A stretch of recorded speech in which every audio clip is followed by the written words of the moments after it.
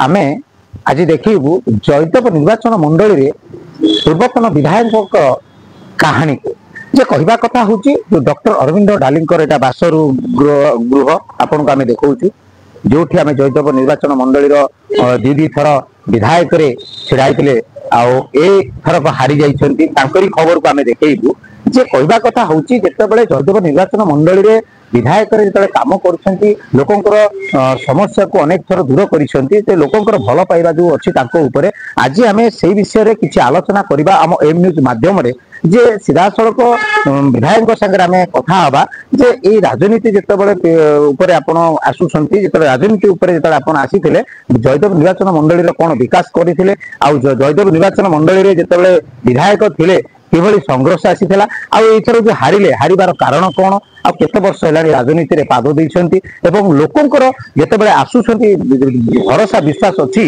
जेतेबेले तुमे आज लोकंक कथा को सुनुछन्ती विधायक पूर्वतन विधायक तांकोटू आमर आशा जो लोकंकर भरोसा अच्छी एबे भी अच्छी लोकंकर जो आसुछन्ती जेतेबेले खबरटी आगे सुनुछन्ती जेतेबेले विधायक पाखरे आमे पहुंचले आमर दुख दूर हबो बोली से भरोसा विश्वास कोन पई आसुची लोकंक पाखरे कोन भरोसा देइछन्ती विधायक आमे तांको सीधा सड़क आज प्रतिकार नबा पूर्वतन विधायकंकर किसी स्मृति कहानी को जे जयदेव निर्वाचन मंडली रे जानिथिले विधायक थिले अनेक विकास मूलर कार्य भी करिसेंती एवं विकास भितर लोकंकर समस्या को बुझिकी जेहेतु आगबल करथिले राजनीति पादरे आज आमे तांकोटू सीधा सड़क प्रतिकार नबा सर नमस्कार आम एम न्यूज को स्वागत सर आपनकर प्रथम परिचयटा आमे जानि मोर परिचय है मो डॉक्टर अरविंद ढाली पूर्वतन मंत्री एवं जयदेवर पूर्वतन विधायक जे आमे पचारे को चाहूँ आपण राजनीति जिते आगबर हेले केबे आरंभ कले 1990 मसीहा मो प्रथम करी राजनीति रे पाद थापिली तार कारण है मालकानगिरी सेतेबेले 30 नंबर जिला थिला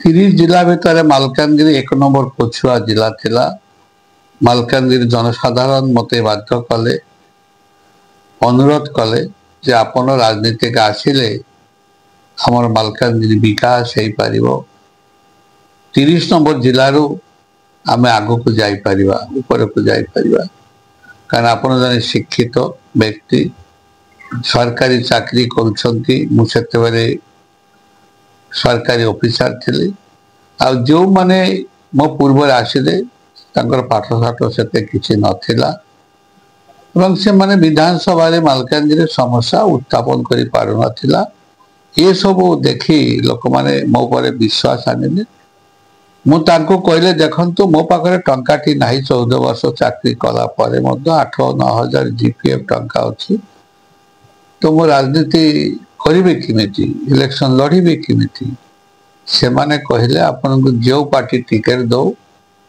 आमे आपन को चंदा करी करी गा गा रु आपन आमे चंदा करी आपन इलेक्शन में आपन को जीते ठीक सही बड़ी भाव भारतीय जनता पार्टी टिकट देले गा लोक माने गा गा रु चंदा कलेक्शन करी करी से माने मते उपनिर्वाचन रे मते जीतेले बाय इलेक्शन रे मते जीतेले सेवेठू भारतीय जनता पार्टी जय यात्रा आरंभ हो गला एथर गोटे सरकार बिजू बाबूकर 123 एमएलए आउ 60 एमएलए जाइथिले मालकानगिरी आ 20 मंत्री जाइथिले मते हरेवा पाई जे हारी के आसिले सेटा जोर प्रचार हैला संघात एभरी प्रचार हैला हमर दल वरिष्ठ नेता माने डॉक्टर देवेंद्र प्रधान देवेंद्र महापात्र एभरी माने स्वर्गत समीर दे बहु नेता समस्त जाइथिले पूरे इंटर स्टेट तो हमर लीडर माने जाइथिले सज्जन शर्मा ये समस्त जाइथिले बहुत परिश्रम करथिले बंसीलाल सोनी के दिल्ली रो आस्थिले आसाम रो आस्थिले हमर डॉक्टर पुरकाय तोरी इलेक्शन हैला हमें जीतिले आपण जयदेव निर्वाचन मंडली पैंका जतबे विधायक दुई थर छिड़ा हेतिले लोकंक पैंका अनेक काम भी करछन्ती तो एबे जो इलेक्शन रे आपण काहे के छिड़ा हेतिले कोन पे जयदेव रो हारिले नहीं देखो तो मालकानगिरी जदि आदिवासी सीट न था सेठी मला पर्यंत जीति था इलेक्शन रे लोक मत भोट दिंता। जयदेव आसबार कारण है जयदेव रे मालकानगिरी सीट आदिवासी हो गला। आ जयदेव सीट सहित आगुरी मु परिचित थी। मो मंत्री थिबा बेले भारतीय जनता पार्टी कर्मकर्ता स्वर्गत जो मरीगले जे गत थर लड़ी थे आम भारतीय जनता पार्टी तरफ से मत बहुत थर डाकिक जयदेव प्रोग्राम कराऊे नरी नायक महोदय से जयदेव विषय मुझे जाने एवं जिते बड़े मोर सीटा डिलिमिटेशन कटिगला से मत हरिमोहन महापात्र मत कहला आपण जेहेतु आपणकर ये जगह जमी अच्छी आपण जयदेव लड़े अपन जने लड़ुआ नेता जने संगठक भल संगठक मु जानी मालकानगिरी आपण एकुटिया भारतीय जनशक्तिर टिकेट रे बालक स्वाधीन चिन्ह रे गोटे जिला परिषद गठन कर पारे एकुटिया तेणुक आप एमएलए छिड़ा हे आम आप टिकेट देवु मत दुई थर टिकेट देले दुई थर विपुल भोट रे जयदेव जीतिली थरे टिकेट आउ दुई थर टिकेट देले नहीं देले भी जीति था बहुत भोट रे।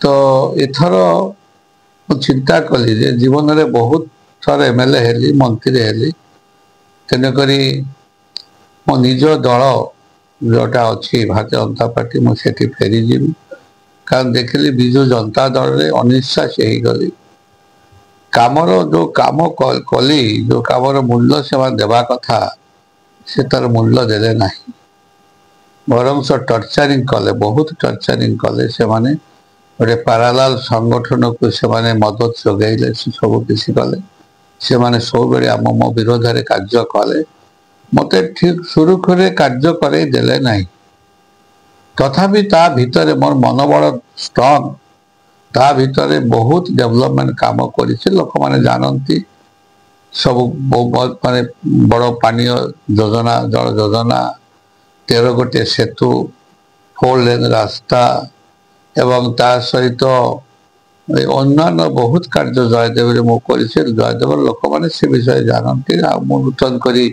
किसी कहिबार नहीं।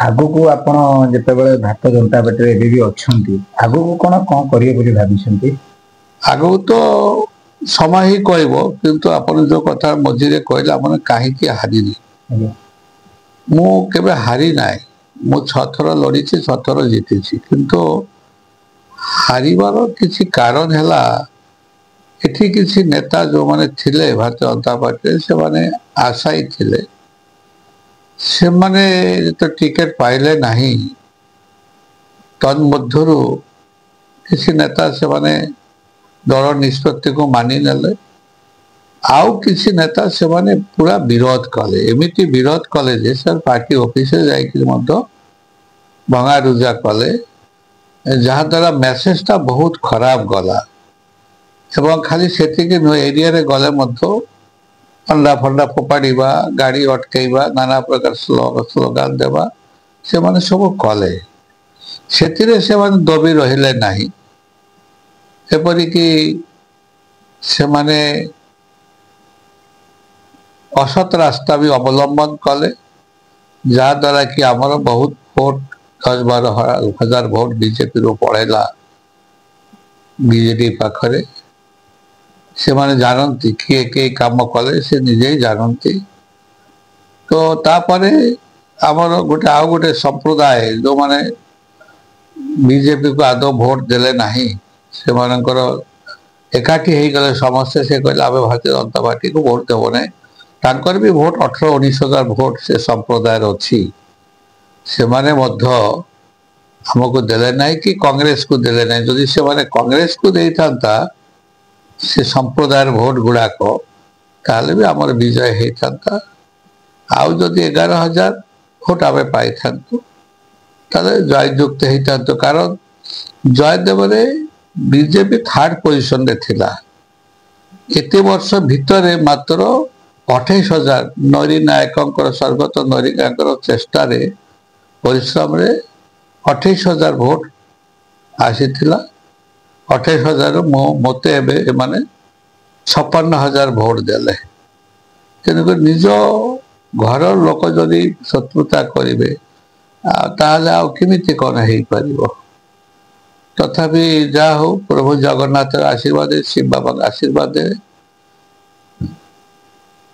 ଯଶସ୍ୱୀ ପ୍ରଧାନମନ୍ତ୍ରୀ ନରେନ୍ଦ୍ର ମୋଦୀଙ୍କ ଆଶୀର୍ବାଦରେ ଆଉ ରାଜ୍ୟର ଯେଉଁ ନେତାମାନଙ୍କର ସହଯୋଗରେ ଯେତିକି ଭୋଟ ମୁଁ ପାଇଛି ଏବଂ ଆମେ ବର୍ତ୍ତମାନ ଦ୍ୱିତୀୟ ସ୍ଥାନରେ ଅଛୁ ଏବଂ ଲୋକମାନେ ବର୍ତ୍ତମାନ ଅନୁଭବ କରୁଛନ୍ତି ଯେ ଆମେ କିଛି ଲୋକଙ୍କର ପ୍ରରୋଚନାରେ ପଡ଼ି ଆମେ ଏଡ଼େ ବଡ଼ ଭୁଲଟା କଲେ। ଆଜି ଆମେ ଗୋଟେ ଜିତିଥିଲେ, ଆମେ ଜିତେଇ ପାରିଥିଲେ ଜଣେ ସିନିୟର ମୋଷ୍ଟ ନେତା ଆଉ ସରକାର ଭଲ ପୋଜିସନରେ ଥାନ୍ତା, କିନ୍ତୁ ଆମର ଜୟଦେବର ସର୍ବାଙ୍ଗୀନ ଉନ୍ନତି ହେଇଥାନ୍ତା, ଯାହାକି ମାଲକାନଗିରିରେ ହେଇଛି। ମନ୍ତ୍ରୀ ଥିବା ସହ ମାଲକାନଗିରିରେ ଯାହା ଯାହା ଲୋକମାନେ ମାଗିଥିଲେ ସେ ସବୁ ହେଇଛି। ମାଲକାନଗିରି ଆଉ 30 ଜିଲ୍ଲା ନାହିଁ, ହେଇନାହିଁ। ବର୍ତ୍ତମାନ ମାଲକାନଗିରି 8-10 ନମ୍ବର ଜିଲ୍ଲା ଭିତରେ ପହଞ୍ଚି ଯାଇଛି।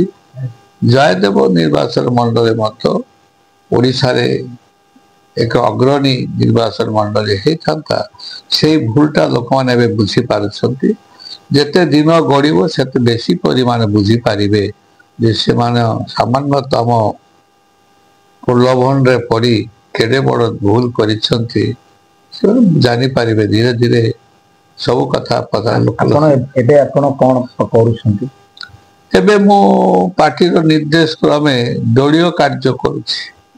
ଭାରତୀୟ ଜନତା ପାର୍ଟିର ନିୟମ ହେଲା ଯିଏ ଇଲେକ୍ସନରେ ଲଢ଼ିବେ ଚାହେ ହାରୁ ବା ଜିତୁ ତାଙ୍କୁ ସେ ନିର୍ବାଚନ ମଣ୍ଡଳୀର ସଂଗଠନ ଦାୟିତ୍ୱ ଏମାନେ ଦିଅନ୍ତି। ସେ ସଂଗଠନକୁ ଆଗାମୀ ନିର୍ବାଚନ ପର୍ଯ୍ୟନ୍ତ ସେ ଟାଣିକି ନବ।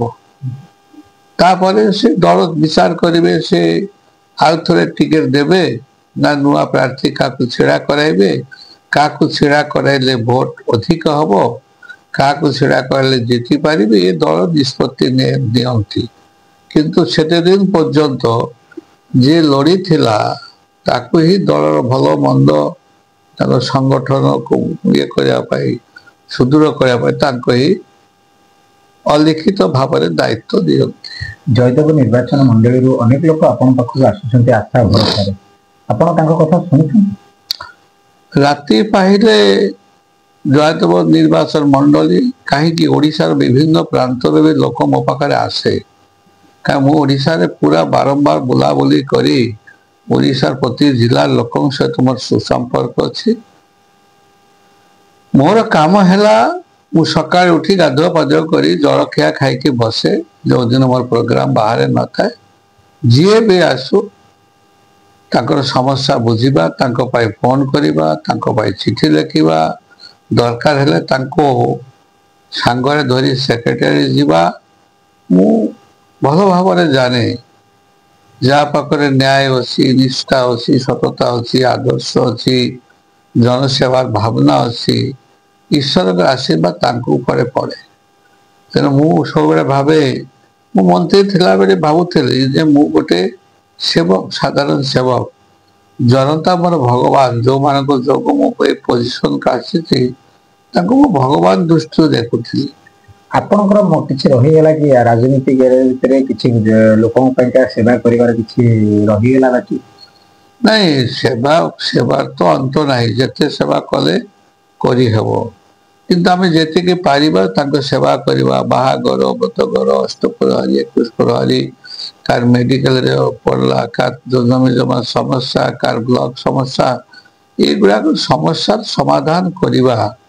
ଲୋକମାନଙ୍କୁ ବିପଦରେ ତାଙ୍କ ପାଖରେ ଛିଡ଼ା ହେବା, ତାଙ୍କ ଦୁର୍ଦ୍ଦିନରେ ଏରିଆର ଉନ୍ନତି କରିବା ପାଇଁ କାର୍ଯ୍ୟ କରିବା, ଏ ହେଉଛି ସାଧାରଣ କଥା କହିବାକୁ ଗଲେ ନିର୍ବାଚିତ ପ୍ରତିନିଧି ମାନଙ୍କର ଦାୟିତ୍ୱ। ଆପଣଙ୍କ କହିବା କଥା ହଉଛି ମନୋବଳ ଭାଙ୍ଗି ନାହିଁ ବୋଲି ଆପଣ ଭାବୁଛନ୍ତି? ମନୋବଳ କାହିଁକି ଭାଙ୍ଗିବ? ଲୋକ ଜୀବନ ସାରା ଲଢ଼ିକିରି ୱାର୍ଡ ମେମ୍ବରଟି ହେଇପାରୁନାହାନ୍ତି, ସେ ବି ତ ବଞ୍ଚିଛି ନା। ତେଣୁ ଆମେ ତ ପ୍ରଭୁ ଜଗନ୍ନାଥ ଆମକୁ ବହୁତ ଦେଇଛନ୍ତି, ଆମେ ଏଥିରେ ଖୁସି ରହିବା ଦରକାର। ଆଉ କ୍ଷମତାରେ ଥିଲେ ହିଁ ଖାଲି ଲୋକଙ୍କର କାମ କରିହବ, ଆଉ କ୍ଷମତାରେ ନଥିଲେ କାମ କରିହବନି ଏ କଥା ନୁହଁ। ଯିଏ କାମ କରେଇ ପାରିବେ ତାର କାମ ହବ। ଆମେ କାମ କରେଇ ପାରୁଛେ, ଅଫିସରଙ୍କୁ କହିଥିଲେ ସେମାନେ ଜାଣନ୍ତି ଅରବିନ୍ଦ ଢାଲି ଜେନୁଇନ୍ ପ୍ରଶ୍ନ କରିବେ, ଜେନୁଇନ୍ ଡିମାଣ୍ଡ କରିବେ। ଆମର ଡିମାଣ୍ଡ ବେଳେ ଜେନୁଇନ୍, ସେଥିରେ କିଛି ଇଏ ନଥାଏ, ଡୁପ୍ଲିକେସି ନଥାଏ। ଜୟଦେବ ନିର୍ବାଚନ ମଣ୍ଡଳୀ କେତେ ବର୍ଷ ରାଜନୀତିରେ ଆପଣ ଥିଲେ? 2009ରୁ ଆଜି ଯାଏ ଜୟଦେବ ରାଜନୀତି ସହିତ ମୁଁ ଜଡ଼ିତ ଅଛି। ତା ଭିତରେ 2 ଥର ବିଧାୟକ ହେଲି, 2.5 ବର୍ଷ ସିଟ୍ କର୍ପୋରେସନ ଚେୟାରମ୍ୟାନ ହେଲି ଏବଂ ତା ସତ୍ତ୍ୱେ ମଧ୍ୟ ଜୟଦେବ ଲୋକଙ୍କର ଭଲ ମନ୍ଦ ସୁଖ ଦୁଃଖରେ ମୁଁ ଭାଗିଦାରୀ ଅଛି। ସେମାନଙ୍କୁ ମୁଁ କହିଛି, ମୁଁ ବରଂ କ୍ଷମତାରେ ଥାଏ ବା ନଥାଏ, ବା କ୍ଷମତାରେ ଥିଲେ ବି ଯାହା ନଥିଲେ ବି ସେୟା, ଯାହାର ଯେତେବେଳେ ଯେଉଁ ସମସ୍ୟା ହବ ମୋତେ ଟେଲିଫୋନ କରିବ, ମୁଁ ସାଙ୍ଗେ ସାଙ୍ଗେ ତା କିଛି ବ୍ୟବସ୍ଥା କରିବି। ନହେଲେ ମୋତେ ଆସି ଦେଖା କରିବ, ଦରଖାସ୍ତ ଦେବ, ମୁଁ ତୁରନ୍ତ କାର୍ଯ୍ୟାନୁଷ୍ଠାନ ଗ୍ରହଣ କରିବି। ହଁ, ଧନ୍ୟବାଦ। ଆପଣଙ୍କୁ ଆମେ ଯାହା ଆଜି ପଚାରିବାକୁ ଥିଲା କିଛି ଅଂଶ ଆପଣଙ୍କୁ ଆପଣ ନିଜ ମୁହଁରେ ସ୍ୱୀକାର କରିଛନ୍ତି। ଦର୍ଶକ ବନ୍ଧୁ, ଆପଣଙ୍କୁ ଆମେ ଦେଖେଇଥିଲୁ ପୂର୍ବତନ ବିଧାୟକ ଡକ୍ଟର ଅରବିନ୍ଦ ଡାଲିଙ୍କର କିଛି କାହାଣୀ, ରାଜନୀତିର କିଭଳି ଲୋକଙ୍କ ପାଇଁକା କାମ କରିବା ପାଇଁକା ଲୋକଙ୍କ ହାତ ବଢେଇଥିଲେ। ଆଜି ଆମେ ଯାହା ଶୁଣିଲୁ ଯେ ସିଧାସଳଖ କହିବା କଥା, ମୁଁ ରାଜନୀତିରେ ହାରିଛି ଯଦି, କିନ୍ତୁ ମନୋବଳ ହାରି ନାହିଁ। ଆଗାମୀ ଦିନରେ ବି ସେଇ ମନୋବଳ ଅଛି, ଲୋକଙ୍କର ସାହାଯ୍ୟ ପାଇଁକା ମୁଁ ସବୁବେଳ ପାଇଁ ବସିଛି। ଆଉ ଯାହାର ଅସୁବିଧା ଅଛି ଆସନ୍ତୁ ମୋ ପାଖକୁ, ନିଶ୍ଚିନ୍ତ ମୁଁ ସମସ୍ତଙ୍କ ଦୁଃଖ ଶୁଣିବି ବୋଲି ଏ ବାବଦରେ ସିଧାସଳଖ କହିଛନ୍ତି ଡକ୍ଟର ଅରବିନ୍ଦ ଡାଲି, ପୂର୍ବତନ ବିଧାୟକ।